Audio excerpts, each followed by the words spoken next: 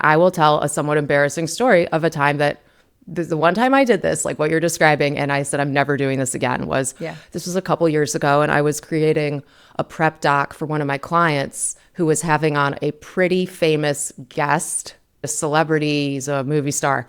I wrote all the questions myself, and then this client who was hosting the podcast said, why don't we have AI generate some that maybe we haven't thought of? And it will scrape all of his information and like find hobbies that maybe we didn't know.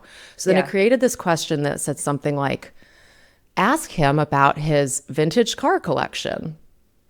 And so I put that in the prep doc, and then he didn't have one. We said, luckily we didn't end up, he caught it before the guest received the prep doc early. I would always send these out when I was doing podcast production.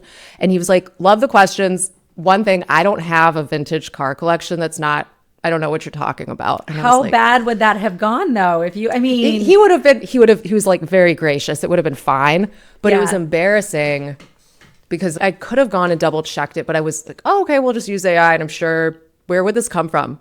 Can I give you an opposite example of this? So, like many parents that have teenagers, our household watches Hot Ones. Sean Evans, I think, is the prime example of someone who is doing this right. I mean, these celebrities that he interviews, these musicians, they are accustomed to answering the same 12 to 20 questions, especially if they're working on a specific project.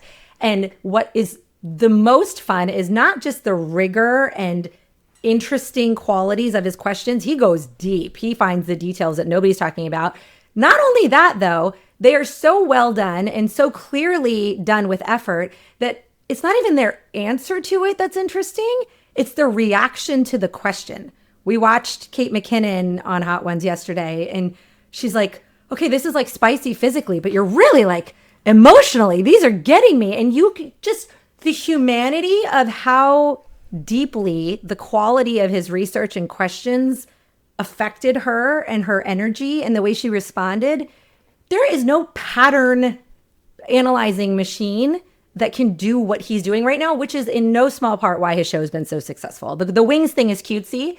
His questions are what has earned him the respect. And there's not an LLM on this planet, and I'll stake my ground on this, unless you prompted it to oblivion, which would take just as long as doing the damn research yourself, that could do what he's doing right now with the quality of his questions. And that, to me, is where people need to try to find some inspiration.